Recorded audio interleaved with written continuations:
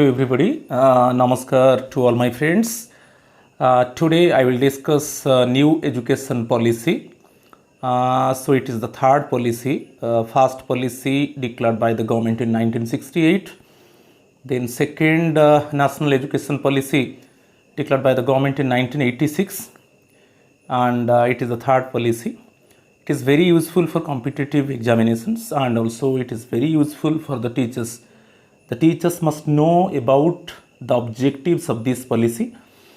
So myself Asit Kumar Patnaik, my channel name is Asit Government Rule Guru. So please subscribe my channel, and now I am going to discuss new education policy. The National Education Policy 2020 aims to bring transformational reforms in school and higher education and thus shape India into a global knowledge super power. इसके ऊपर question आ सकता है. तो ये जो new education policy है उसका मेन एम है globally India should be the super power in education. This new education policy prepared by K Kasturirangan committee. It is very important one. ये क्वेश्चन आ सकता है, कौन सा कमेटी इसको प्रिपेयर किया है? के Kasturirangan committee. The Union Cabinet, chaired by the Prime Minister Sri Narendra Modi, approved the NEP 2020 on July 29, 2020. इसको भी रिमेंबर करना है. This policy replaced the 34-year-old National Policy on Education 1986. इसके ऊपर बहुत इंपॉर्टेंट क्वेश्चन आ सकता है.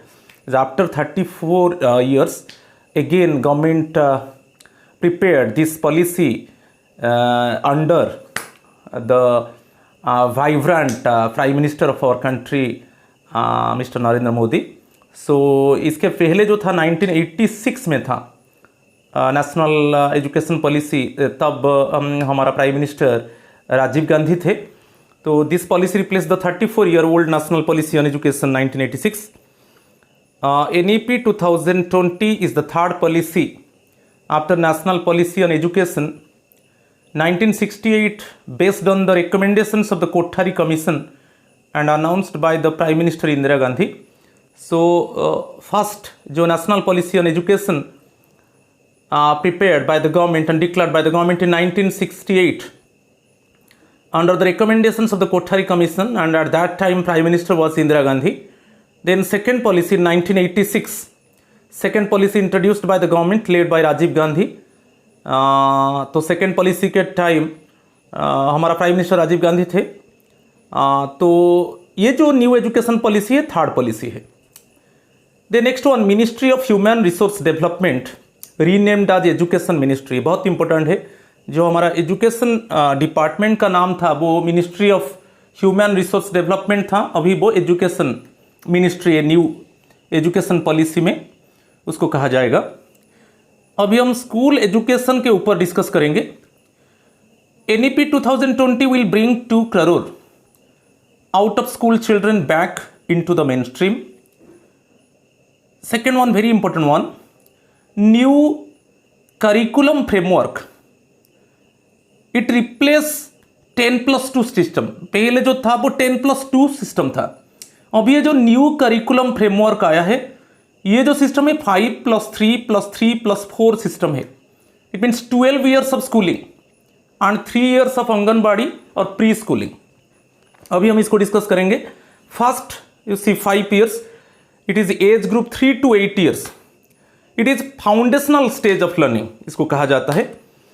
इसमें प्री स्कूल आएगा 3 to 8 years एक्चुअली है. सो फास्ट 3 years जो इसमें आएगा वो प्री स्कूल आएगा, व नर्सरी में आएगा. Then standard 1 and standard 2. तो इसमें क्या होगा ना, एक्टिविटी और प्ले बेस्ड लर्निंग होगा. इसको याद रखना है. सो जो एज ग्रुप जो चाइल्ड का होगा वो 3 to 8 years होगा. तो उसमें जो फास्ट 3 years होगा वो नर्सरी लर्निंग होगा. इसको प्री स्कूल कहा जाएगा. उसके नेक्स्ट स्टैंडर्ड 1 एंड स्टैंडर्ड 2 होगा. इसमें एक्टिविटी और प्ले बेस्ड लर्निंग होगा. देन नेक्स्ट वन, नेक्स्ट जो 3 years आएगा, इट इज 8 to 11 years. ये प्रिपेरेटरी लर्निंग, इसमें स्टैंडर्ड 3, 4, 5 आएगा।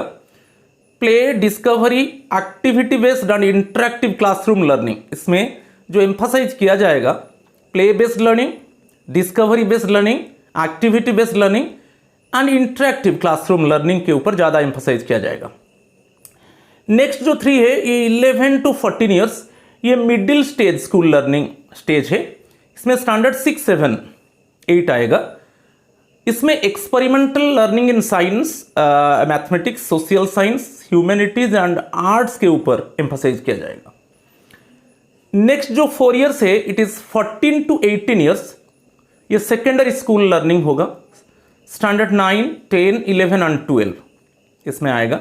In this stage multi disciplinary study, greater critical thinking, flexibility and student choice of subjects के ऊपर emphasise किया जाएगा। तो ये जो सिस्टम आएगा 5+3+3+4 जो करिकुलम फ्रेमवर्क आएगा, it replace 10+2 system. Actually 10+2 system implemented in 1986 National Education Policy, and it must be replaced by 5+3+3+4 curriculum framework system. Clear, बहुत इंपॉर्टेंट है, इसको रिमेंबर करना है।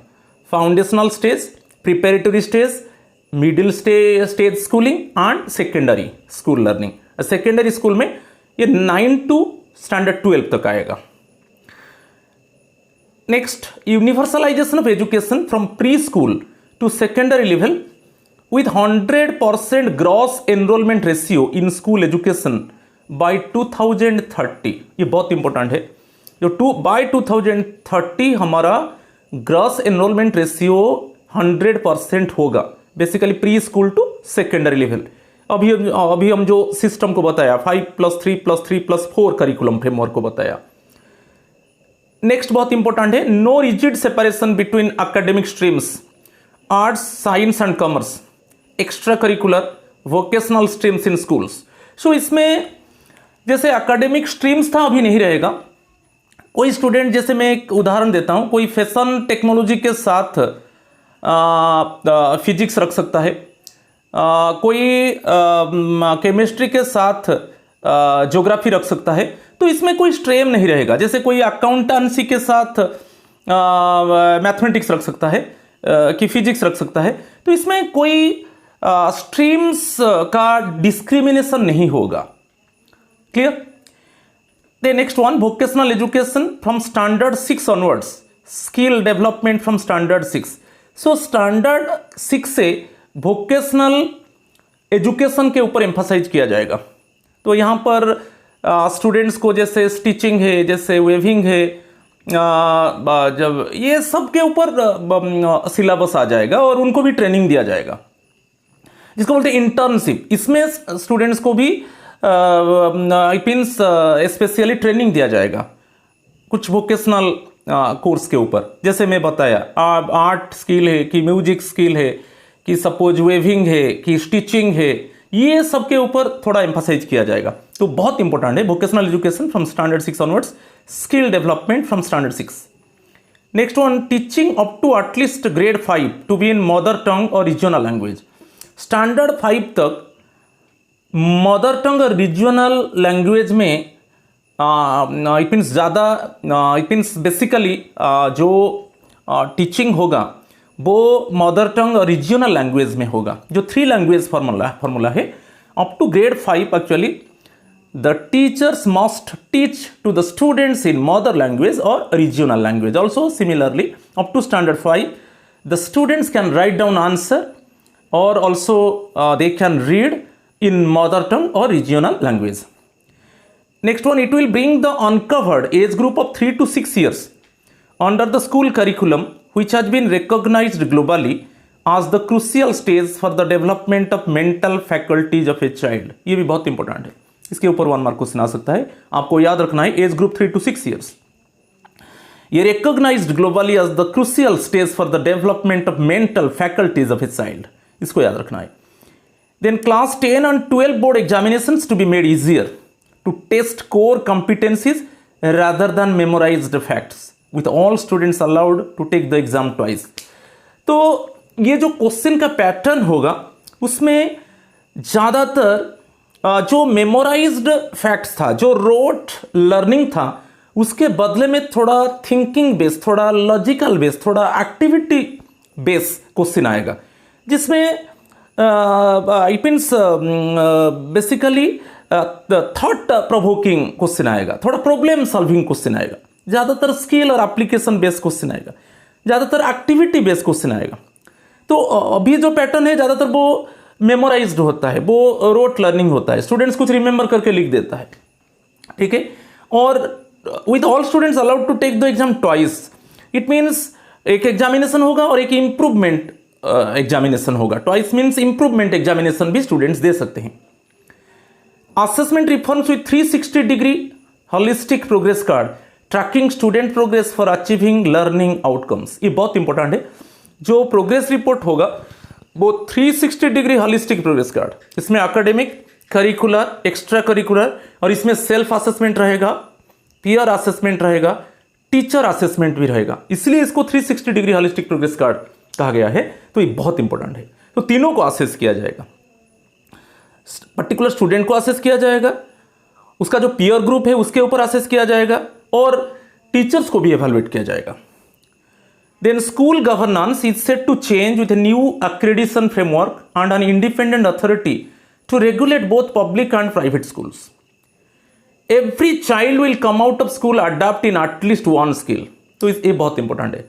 प्रत्येक चाइल्ड एक एटलीस्ट एक स्किल में उसको अडेप्ट होना है, उसको एक्यूस्टम होना है। Common standards of learning in public and private schools, जो स्टैंडर्ड्स ऑफ लर्निंग होगा वो both government school, private schools में कॉमन होगा, यूनिफॉर्मिटी रहेगा। The target of new education policy to provide quality education to every child between the age of 8 to 13 years till 2030, जो 8 to 13 years जो है quality education provide किया जाएगा और to every child between the age of 8 to 13 years till 2030, ये भी बहुत important है, उसके ऊपर क्वेश्चन आ सकता है। फिर लैंग्वेज के ऊपर हम जाएंगे, 3 language policy to continue with preference for local language medium of instruction till class 8। अभी मैं बताया था जो क्लास स्टैंडर्ड 5 तक लोकल लैंग्वेज में it means the teachers can teach in local language and the students right down answer in local language, regional language, ये compulsory है। और क्लास 8 तक उसको थोड़ा एम्फासाइज किया जाएगा, रीजनल और लोकल लैंग्वेज को ज़्यादा एम्फासाइज किया जाएगा, मगर स्टैंडर्ड 5 तक जो रीजनल लैंग्वेज है, जो लोकल लैंग्वेज है, वो कंपल्सरी होगा। Emphasis on foundational literacy and numeracy, no rigid separation between academic streams, extra curricular, vocational stream in schools. So उसमें मैं बार बार बताया, कोई ऐसे आर्ट्स, साइंस, कॉमर्स और कोई वोकेशनल स्ट्रीम्स, कोई एक्स्ट्रा करिकुलर सब्जेक्ट में कोई डिस्क्रिमिनेशन नहीं रहेगा। एक स्टूडेंट जैसे आर्ट सब्जेक्ट की, म्यूजिक सब्जेक्ट की, यानी fashion technology subject physics chemistry के साथ ले सकता है और इकोनॉमिक्स हिस्ट्री के साथ ले सकता है, कि अकाउंटेंसी बीएसटी के साथ ले सकता है। Mission to ensure literacy and numeracy skills by 2025, इसको रिमेंबर करना है। NCERT will develop a national curricular and pedagogical framework for early childhood care and education. It is NCPFECCE for children up to the age of 8। तो बहुत important है, इसको NCERT ने prepare करेगा, national curricular and pedagogical framework for early childhood care and education for children up to the age of 8। The planning of implementation of ECCE है, ये है early childhood care and education, will be carried out jointly by the ministry of education, जो अभी MHRD, ministry of human resource development, women and child development WCD, health and family welfare HFW and tribal affairs. तो ये बहुत important है। Up to the age group, जो 8 age group up to the age of 8, जो NCERT ने prepare करेगा, national curricular and pedagogical framework for early childhood care and education, ये बहुत इंपॉर्टेंट है। और उसको जॉइंटली इंप्लीमेंट करेंगे ministry of education, women and child development, health and family welfare and tribal affairs. इसमें जो आंगनबाड़ीज के ऊपर ज़्यादा इंपॉर्टेंस है, उसमें जो आंगनबाड़ीज में जो टीचर्स है उनको ट्रेनिंग दिया जाएगा, वो कैसे चाइल्ड को ग्रूम करेंगे, कैसे एक अच्छा एनवायरनमेंट में चाइल्ड को एक अच्छा एजुकेशन मिलेगा, कैसे चाइल्ड केयर के ऊपर ज़्यादा एम्फसाइज किया जाएगा। ठीक है, नेक्स्ट हायर एजुकेशन के ऊपर जाएंगे। ग्रॉस एनरोलमेंट रेशियो अभी जो हायर एजुकेशन में है वो 26.3% है, और ये न्यू एजुकेशन पॉलिसी में डिक्लेयर किया गया है कि ग्रॉस एनरोलमेंट रेशियो बढ़कर 50% होगा by 2035। Also 3.5 crore seats to be added in higher education. Okay, holistic undergraduate education with a flexible curriculum can be of 3 और 4 ईयर्स। ये जो जिसको हम अभी +3 बोल रहे हैं, जो ग्रेजुएशन है वो 3 to 4 ईयर्स होगा with multiple exit options and appropriate certification with in this period. इसको हम थोड़ा अच्छे से डिस्कस करेंगे। सर्टिफिकेट आफ्टर 1 ईयर, जो हमारा अभी जो +3 फर्स्ट ईयर है, जो ग्रेजुएशन का फर्स्ट ईयर, उसके बाद एक सर्टिफिकेट मिलेगा। 2 ईयर्स के बाद एडवांस्ड डिप्लोमा का सर्टिफिकेट मिलेगा। 3 ईयर्स के बाद बैचलर्स डिग्री सर्टिफिकेट मिलेगा, और 4 ईयर्स के बाद बैचलर्स विथ रिसर्च का सर्टिफिकेट मिलेगा। तो अभी जो ग्रेजुएशन है, जो न्यू एजुकेशन पॉलिसी में जो ग्रेजुएशन का जो बेसिकली जो जिसको हम +3 बोल रहे हैं अभी, वो 3 और 4 ईयर्स होगा। तो कैसे होगा उसको स्प्लिट करके मैं बताया। अभी एमफिल कोर्स को डिसकंटिन्यूड कर दिया जाएगा। MPhil courses will be discontinued and all the courses at undergraduate, postgraduate and PhD level will now be interdisciplinary। Okay, ये बहुत इंपॉर्टेंट है। अभी एमफिल कोर्स नहीं रहेगा, और बेसिकली जो स्टूडेंट्स ग्रेजुएशन 4 ईयर्स करेंगे वो पीजी उनके लिए 1 ईयर होगा। जो ग्रेजुएशन 3 ईयर्स करेंगे उनके लिए पीजी 2 ईयर्स होगा, क्योंकि अभी हम बताया जो ये जो ग्रेजुएशन जो टाइम रहेगा वो 3 to 4 ईयर्स रहेगा। तो 3 ईयर्स के बाद ग्रेजुएशन सर्टिफिकेट मिलेगा, मगर 4 ईयर्स के बाद बैचलर्स विथ रिसर्च सर्टिफिकेट मिलेगा। यदि ग्रेजुएशन 4 ईयर्स हुआ तब वो पीजी 1 ईयर होगा। यदि ग्रेजुएशन 3 ईयर्स एक स्टूडेंट ने किया तो वो पीजी 2 ईयर्स करेगा। और एमफिल कोर्स को डिसकंटिन्यू कर दिया गया। Multi disciplinary education and research universities, MERUs, ये बहुत इंपॉर्टेंट है। Multi disciplinary education and research universities, जैसे agricultural universities, health and science universities, yoga universities. तो ये जो आईआईटीज है, जो आईआईएम है, जो जैसे मॉडल में हुआ है Indian institute of technology and Indian institute of management, उसके हिसाब से जो multi disciplinary education and research universities उसी की तरह होगा, at par with IITs, IIMs, to be set up as models of best multidisciplinary education of global standards in the country. The National Research Foundation will be created as an apex body for fostering a strong research culture and building research capacity across higher education. ये बहुत important है। एक national research foundation को create किया जाएगा। क्यों create किया जाएगा? क्योंकि to promote research, to culminate the research work and basically to it means building research capacity basically in higher education। ये बहुत इंपॉर्टेंट है। नेक्स्ट वन जो ये बहुत इंपॉर्टेंट है, higher education commission of India will be set up as a single umbrella body. एक ही body रहेगा, higher education commission of India, HECI। इसमें ओनली मेडिकल और लीगल एजुकेशन को हम एक्सक्लूड कर देंगे। इसके ऊपर क्वेश्चन आएगा। जो हायर एजुकेशन जो कॉमन बॉडी अभी होगा, higher education commission of India, उसमें हम मेडिकल और लीगल एजुकेशन को हम उसको रिमूव कर देंगे। उसके अलावा जो भी हायर एजुकेशन उसका जो रेगुलेटेड बॉडी होगा वो higher education commission of India होगा। तो उसमें देखो 4 independent verticals are there in higher education commission of India. First, a National Higher Education Regulatory Council for Regulation, NHERC, okay, for regulation of higher education। एक body रहेगा national higher education regulatory council. Next one general education council for standard setting, okay, जो standard procedure होगा उसको general education council ने maintain करेगा। Then funding के लिए higher education grants council, HEGC, for funding of higher education.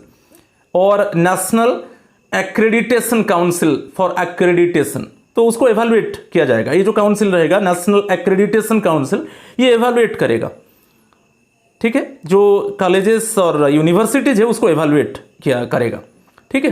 और उसके हिसाब से उसको ग्रेड दिया जाएगा। Public and private higher education institutions will be governed by the same set of norms for regulation, accreditation and academic standards. Both public and private higher education same standard norm रहेगा। Okay, same regulation में private and public higher education का promote किया जाएगा। Affiliation of colleges is to be phased out in 15 years. तो इसमें government किया है कि विद इन 15 ईयर्स जो एफिलिएशन ऑफ कॉलेजेस है उसको फेस्ड आउट कर दिया जाएगा, उसको रिमूव कर दिया जाएगा। तो उसमें क्या होगा ना, state wise mechanism to be establish for granting graded autonomy to colleges. तो उसको ग्रेडेड ऑटोनॉमी धीरे धीरे किया जाएगा, तो उसको फेस्ड आउट कर दिया जाएगा 15 ईयर्स के अंदर। जो एफिलिएशन मिलता है कॉलेज को वो उसको फेस्ड आउट कर दिया जाएगा, उसको रिमूव कर दिया जाएगा। उसके जगह क्या होगा ना, एक ग्रांटिंग ग्रेडेड ऑटोनॉमी स्टेटस उसको दिया जाएगा कॉलेजेस को। देन नेक्स्ट बहुत इंपॉर्टेंट है एक एकेडमिक बैंक ऑफ क्रेडिट्स। इसमें एकेडमिक बैंक ऑफ क्रेडिट्स क्या है, सपोज हायर एजुकेशन में एक कैंडिडेट ने क्या किया, एक स्टूडेंट ने क्या किया, पढ़ाई को बंद कर दिया, स्टॉप एजुकेशन। तो उसमें वो जितने तक पढ़ा है वो क्रेडिट होकर रहेगा, वो फिर कुछ दिन के बाद उसको कंटिन्यू करता है, उसी से ही कंटिन्यू होगा, जहां पर वो पढ़ाई छोड़ दिया था उसी से कंटिन्यू होगा।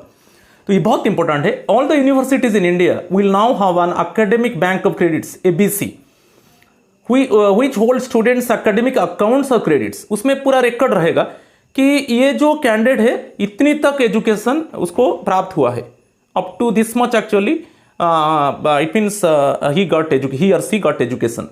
The concept of ABC was recommended under the NEP 2020 which allowed students to leave a course. तो कोर्स को छोड़ सकता है, तो जितने तक वो कोर्स किया है वो क्रेडिट होकर रहेगा and join it after certain time from where they have left it. कभी कभी कोर्स को वो छोड़ देता है, फॉर कुछ दिन के बाद वो फिर कोर्स को ज्वाइन करता है, तो उसी से ज्वाइन करेगा। तो जितने तक वो कोर्स किया है वो क्रेडिट होकर रहेगा। फिर कुछ दिन के बाद वो ज्वाइन करना चाहते हो तो जहां पर वो पढ़ाई छोड़ दिया था, कोर्स को लीव कर दिया था, फिर उसी से उसका कंटिन्यू वो करेगा। ये बहुत इंपॉर्टेंट है, उसको एकेडमिक बैंक ऑफ क्रेडिट्स कहा जाता है। Higher educational institution clusters knowledge hubs to be set up with each of 3000 plus students. तो हायर एजुकेशनल इंस्टीट्यूशंस का क्लस्टर्स और जो नॉलेज हब होगा तो 3000 plus students, more than 3000 students को लेकर एक क्लस्टर और नॉलेज हब किया जाएगा। नेक्स्ट बहुत इंपॉर्टेंट है, थोड़ा टेक्नोलॉजी के ऊपर देखेंगे। टू प्रमोट एजुकेशनल टेक्नोलॉजी, तो एक फोरम बनाया जाएगा, national educational technology forum to be formed to promote use of technology in education sector. ये बहुत इंपॉर्टेंट है। Aim to achieve 100% youth and adult literacy by 2030, इसके ऊपर भी क्वेश्चन आ सकता है। Then higher HEI means higher educational institutions to promote higher education in mother tongue or local language. Higher educational institutions में भी mother tongue और local language को promote किया जाएगा। ठीक है। फिर बहुत इंपॉर्टेंट है, जो नेशनल टेस्टिंग एजेंसी अभी जो नीट एग्जाम है कंडक्ट करता है, तो जितना इंजीनियरिंग एग्जामिनेशन जो कंडक्ट करता है, जो अभी एनटीए नेशनल टेस्टिंग एजेंसी 2017 से वो कंडक्ट कर रहा है, तो उसमें अभी जो कॉलेज में एडमिशन लेने के लिए, तो ये जो नेशनल टेस्टिंग एजेंसी एक साल में 2 बार during a year twice entrance examination will be conducted for the students. और ये जो बहुत इंपॉर्टेंट इसमें याद रखना है, इसमें जो स्टैंडर्ड एप्टीट्यूड टेस्ट होगा, जो ये जो एंट्रेंस एग्जामिनेशन कंडक्ट करेगा एनटीए, ये मैंडेटरी नहीं होगा। ओके, ये ऑप्शनल होगा, ये मैंडेटरी नहीं होगा, कंपलसरी नहीं होगा। जो स्टूडेंट्स सपोज वो नहीं देना चाहते हैं तो उनको छोड़ दिया जाएगा। तो ये मैंडेटरी नहीं होगा, ये कंपलसरी नहीं होगा, ये ऑप्शनल होगा। और कितनी बार होगा? 2 टाइम्स होगा ईयर में एडमिशन लेने के लिए। Top rated global universities to be facilitated to come to India, top Indian institutions to be encourage to go to global. जो अच्छा इंस्टीट्यूशंस है, Indian institutions also they it means the government allow to them to set up their branches in foreign countries, in abroad. Similarly, also our government also invite some top rated global universities to India to promote education or to it means to give strength to the higher education in the country. तो कभी सम top global universities को हम invite करेंगे और हमारा जो Indian top rated Indian institution है वो उनका ब्रांच भी सेटअप कर सकते हैं अब्रॉड में। तो मैं बार बार बताया 1 to 2 ईयर पीजी प्रोग्राम्स होगा। मैं बार बार बताया यदि ग्रेजुएशन 4 ईयर्स होता है, 4 ईयर्स में रिसर्च इंक्लूड होता है, तब ग्रेजुएशन 1 ईयर होगा, पोस्ट ग्रेजुएशन 1 ईयर होगा। और यदि ग्रेजुएशन 3 ईयर्स होता है, जैसे ग्रेजुएशन सर्टिफिकेट 3 ईयर्स के बाद प्राप्त होता है और उसके बाद वो पीजी करता है, तो 2 ईयर्स प्रोग्राम होगा। अभी चलेंगे थोड़ा teacher education. A new and comprehensive national curriculum framework for teacher education, national curriculum framework for teacher education will be formulated by NCT, National Council for Teacher Education, in consultation with NCERT। ये बहुत important है। एक national curriculum framework for teacher education के लिए बनाया जाएगा, वो NCTE ने बनाएगा। किसके साथ कंसल्ट करके ना, NCERT के साथ कंसल्ट करके, ठीक है, बहुत इंपॉर्टेंट है। और by 2030 the minimum degree qualification for teaching will be a 4 year integrated B Ed course, B Ed degree. तो 2030, बाय 2030 जो भी टीचिंग एजुकेशन सेक्टर में इन्वॉल्व रहेंगे, वो टीचिंग सेक्टर में इन्वॉल्व रहेंगे, उनका क्वालिफिकेशन बैचलर इन एजुकेशन होना चाहिए। तो मिनिमम डिग्री क्वालिफिकेशन कितना क्या होना चाहिए ना, बैचलर इन एजुकेशन होना चाहिए। Next one, A common guiding set of national professional standards for teachers, NPST, National Professional Standards for Teachers will be developed by 2022 by the National Council for Teacher Education, और उसको review किया जाएगा every 10 years. कैसे जो teachers का जो professional standard है वो अच्छा रहेगा, इसके लिए एक national professional standards for teachers will be developed by the national council for teacher education, और उसको रिव्यू किया जाएगा एवरी 10 ईयर्स। तो वो जो टीचर्स है उनका जो professional standard, they must be competent one, they must it means very comfortable manner they can teach to the students with up to date data, how can they maintain their proficiency, okay, ये सब के ऊपर इसमें थोड़ा emphasize किया जाएगा। Teachers will be recruited through robust transparent processes, stringent action will be taken against substandard standalone teacher educational institutions, ये थोड़ा इसको याद रखना है, ठीक है। अदर चेंजेस के ऊपर जाएंगे। एक अभी आया है, स्टूडेंट्स को असेस किया जाएगा, एक नेशनल असेसमेंट सेंटर बनाया जाएगा, इसको PARAKH has been created to assess the students. तो ये पारक क्या है ना, performance assessment review and analysis of knowledge for holistic development. ये जो असेसमेंट सेंटर रहेगा वो स्टूडेंट्स को असेस करेगा, ये बहुत इंपॉर्टेंट, इसको याद रखना है। Okay, one national assessment centre बनाया जाएगा to assess the performance of the students. Okay, इसका जो एब्रिविएशन फॉर में पारक है, और ये performance assessment review and analysis of knowledge for holistic development. It also paves the way for foreign universities to set up campuses in India. मैं बता चुका हूँ, फॉरेन यूनिवर्सिटीज को इन्वाइट किया जाएगा, उनका कैंपस रहेगा हमारा इंडिया में to promote education. Okay, it emphasizes setting up gender inclusion fund और special education zones for disadvantaged regions and groups. तो दोनों के लिए, एक जो बैकवर्ड रीजियंस है उनके लिए जेंडर इंक्लूजन फंड और स्पेशल एजुकेशन जोन्स बनाया जाएगा। बेसिकली जो बैकवर्ड रीजियंस है और जो बेसिकली डिसएडवांटेज्ड ग्रुप्स जो होते हैं उनके लिए भी जेंडर इंक्लूजन फंड रहेगा और स्पेशल एजुकेशन जोन्स रहेगा। ये जो डिसएडवांटेज ग्रुप्स में जैसे डिसेबल और हैंडीकैप्ड स्टूडेंट्स आएंगे, ठीक है, उनके लिए जेंडर इंक्लूजन फंड और स्पेशल इकोनॉमिक जोन्स दोनों के लिए रहेगा, बैकवर्ड रीजियंस के लिए रहेगा, और बेसिकली डिसएडवांटेज ग्रुप्स बेसिकली जो डिसेबल है, जो हैंडीकैप्ड स्टूडेंट्स है, ओके, उनके लिए रहेगा। National institute for Pali, Persian and Prakrit, Indian institute of translation and interpretation to be set up. Okay, ये जो लैंग्वेज है, पाली है, पर्सियन है, प्रकृत है, उसके ऊपर नेशनल इंस्टीट्यूट डेवलप किया जाएगा। और जैसे IIT है, Indian institute of technology, Indian institute of management, उसी उसका इक्विवेलेंट की तरह Indian institute of IITI, Indian institute of translation and interpretation to be set up. It also aims to increase the public investment in the education sector to reach 6% of GDP at the earliest.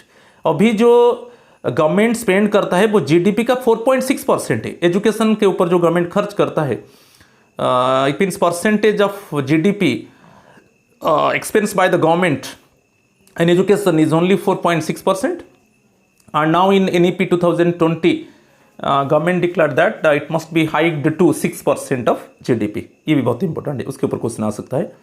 जैसे अभी multi disciplinary institutions, तो ये रहेगा जैसे stand alone technical universities, health science universities, legal and agricultural universities will aim at becoming multidisciplinary institutions. ये जो multidisciplinary institutions ये सब रहेगा, हेल्थ साइंस की, legal, agricultural universities, yoga universities, ये सब मल्टी डिसिप्लिनरी इंस्टीट्यूशंस में आएगा। Meritorious students belonging to SC, ST, OBC and other socially and educationally disadvantaged groups will be given incentives, को incentives दिया जाएगा। Private institutions will be encouraged to offer scholarships to their students. A dedicated unit for the purpose of creating digital infrastructure, digital content and capacity building will be set up in the ministry. Integration of technology will be done to improve classroom processes. ये सबको याद रखना है। In new education policy 2026 to race the students of class 3, 5, 8, 10 and 12 on the basis of their cognitive skills. ये जो है new education policy, उसमें standard 3, standard 5, standard 8, standard 10 and standard 12 ये स्टूडेंट्स को एवेलुएट किया जाएगा, उनका कॉग्निटिव स्किल्स को एवेलुएट किया जाएगा एग्जामिनेशन के द्वारा। Through examination there cognitive skills can be assessed. As per NEP 2020's highlights on schooling, all students will take school examinations in grades 3, 5 and 8 also, which will test achievement of basic learning outcomes and application of knowledge in real life situations। जो standard 3, 5 and 8 में सभी students के लिए examination compulsory होगा और उसमें assess किया जाएगा उनका learning outcomes, application of knowledge in real life situations. Clear, ये बहुत इंपॉर्टेंट है। Report cards will be made a holistic 360 degree multidimensional report that reflects in great detail the progress and the uniqueness of each learner in the cognitive, affective and psychomotor domains. तो 360 degree multidimensional report card होगा, उसमें cognitive है, जो thinking ability है, जो affective ability है, जो psychomotor psychological ability, ये सब उसमें आएगा। रिपोर्ट कार्ड में भी सेल्फ असेसमेंट, पर्टिकुलर स्टूडेंट का असेसमेंट रहेगा, उसका पीयर असेसमेंट रहेगा और टीचर का असेसमेंट भी किया जाएगा। इसीलिए इसको कहा जाता है 360 degree multidimensional report card. ठीक है। द परफॉर्मेंस असेसमेंट रिव्यू, अभी पारक के बारे में बताया, performance assessment review and analysis of knowledge for holistic development. और पारक जो नेशनल असेसमेंट सेंटर है, जो स्टूडेंट्स को असेस करेगा, will be set up as a national assessment centre to act as a standard setting body for setting norms, standards and guidelines for student assessment and evaluation for all recognised school boards. ये बहुत important है, इसको याद रखना है। Education in India के ऊपर थोड़ा कॉन्स्टिट्यूशन के ऊपर जाएंगे, क्योंकि न्यू एजुकेशन पॉलिसी है तो हमको कुछ आर्टिकल के ऊपर याद रखना है। Constitutional provisions, part 4 of Indian constitution, article 45 and article 39F, ये डेफिनेटली एग्जामिनेशन में आता है। जो प्रिंसिपल्स एग्जाम देंगे और बेसिकली जो केंद्रीय विद्यालय एंड जवाहर नवोदय विद्यालय में एग्जामिनेशन देंगे, TGT और PGT लोग, बहुत इंपॉर्टेंट है। Article 45 and article 39F of directive principles of state policy as a provision for state funded as well as equitable and accessible education. The 42nd amendment to the constitution in 1976, जो 1976 में 42nd amendment आया था, moved education from the state to the concurrent list। जो इसको भी याद रखना है, 1976 में जो 42nd amendment आया था तो एजुकेशन को स्टेट सब्जेक्ट से उसको कंकरेंट लिस्ट में लिया गया। The 86th amendment in 2002 made education an enforceable right under Article 21A, बहुत इंपॉर्टेंट है। जो 2002 में 86th amendment हुआ, उसमें education an enforceable right under article 21A, ये आर्टिकल के ऊपर क्वेश्चन आ सकता है, बहुत इंपॉर्टेंट है। रिलेटेड लॉज को जाएंगे थोड़ा। राइट टू एजुकेशन, अब हम जानते हैं कि RTE act, right to education act 2009 में आया था। उसमें जो primary education to all children aged 6 to 14 years and enforces education as a fundamental right. जो प्राइमरी एजुकेशन वो 6 to 14 years, it means compulsory free education providing to the children 6 to 14 years, and जो एजुकेशन होगा fundamental right होगा। It also made 25% reservation for disadvantaged sections of the society where disadvantaged groups basically के लिए उनके लिए 25% reservation ये right to education act में डिक्लेयर किया गया है. ओके 25% रिजर्वेशन रहेगा फॉर डिसएडवांटेज्ड सेक्शंस. ओके तो कोई भी स्कूल्स में चाहे प्राइवेट स्कूल्स हो चाहे गवर्नमेंट स्कूल्स हो उसमें उनके लिए 25% रिजर्वेशन रहेगा डिसएडवांटेज सेक्शंस के लिए. कुछ गवर्नमेंट इनिशिएटिव्स के ऊपर आएंगे. Sarva Shiksha Abhiyan, mid day meal scheme, Navodaya Vidyalaya, NVS schools, Kendriya Vidyalaya KV schools and use of IT in education. ये सब न्यू एजुकेशन पॉलिसी 1986 तब हमारा प्राइम मिनिस्टर राजीव गांधी थे. उस समय हमारा सेकेंड नेशनल एजुकेशन पॉलिसी आया था तो इसके ऊपर सब इंपॉर्टेंस दिया गया था, एम्फासाइज किया गया था.